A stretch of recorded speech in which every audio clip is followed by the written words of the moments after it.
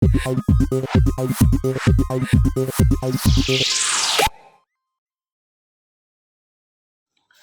assalamualaikum warahmatullahi wabarakatuh. Perkenalkan, nama saya Laude Syarifudin, NIM 19650048 kelas B. Di sini saya akan mereview materi rekayasa perangkat lunak analisis modeling. Oke, yang pertama, model analisis merupakan representasi teknis dari sebuah sistem. Terus menggunakan kombinasi teks dan diagram untuk mempresentasikan kebutuhan software atau data, fungsi dan tingkah laku dalam bentuk yang dapat dipahami. Membantu mempermudah untuk menemukan kebutuhan-kebutuhan yang tidak konsisten dan kebutuhan-kebutuhan yang belum terdefinisi. Menggunakan dua pendekatan secara umum, satu pendekatan terstruktur, dua pendekatan berorientasi objek.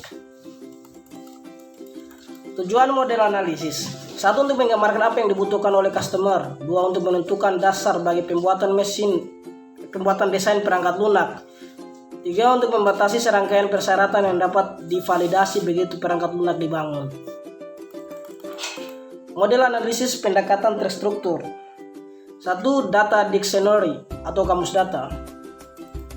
Berisi deskripsi dari semua objek data yang dikonsumsi atau diproduksi oleh perangkat lunak. Kedua, NTC Relationship Diagram atau ERD, menggambarkan hubungan antara objek data. Selanjutnya, data flow diagram atau DFD menunjukkan bagaimana data ditransformasikan pada saat data bergerak melalui sistem. Menggambarkan fungsi-fungsi yang mentransformasi aliran data. Setiap fungsi yang direpresentasikan dalam DVD dijelaskan dengan menggunakan sebuah proses specification atau PSPEC. Selanjutnya, State Transition Diagram atau STD menunjukkan bagaimana sistem bertingkah laku sebagai akibat kejadian eksternal. State yang digunakan untuk mempresentasikan model tingkah laku. Informasi tambahan mengenai aspek kontrol dari perangkat lunak dimasukkan dalam Control Specification or CSPEC. Wow. Selanjutnya, pemodelan data atau ERD.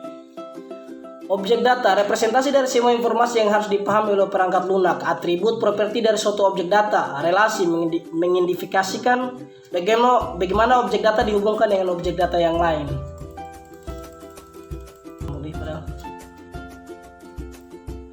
Cardinality, menggambarkan jumlah esensi yang dapat dihubungkan dengan esensi yang lain melalui relasi. Pemodelan fungsional dan aliran informasi atau DVD menunjukkan hubungan antara external entities, proses data, item, dan data store. DFD tidak menunjukkan prosedur secara detail, tetapi hanya aliran data melalui perangkat lunak. DFD dapat dipartisi ke level-level berikutnya yang mempresentasikan aliran informasi dengan lebih detail. DVD level 0 disebut juga diagram konteks yang mempresentasikan seluruh elemen sistem. DVD level 0 dapat dipartisi ke level-level berikutnya untuk menggambarkan proses yang lebih detail. Selanjutnya, Behavioral Modeling atau STD. State Transition Diagram atau STD mempresentasikan tingkah laku dari suatu sistem dengan menggambarkan keadaan atau state dan kejadian yang menyebabkan sistem mengubah keadaan. STD mengindikasikan aksi atau seperti aktivasi proses yang diambil sebagai konsekuensi terhadap event tertentu. Studi kasus, buat diagram ERD dan DFD dari sistem berikut. Sistem e-library.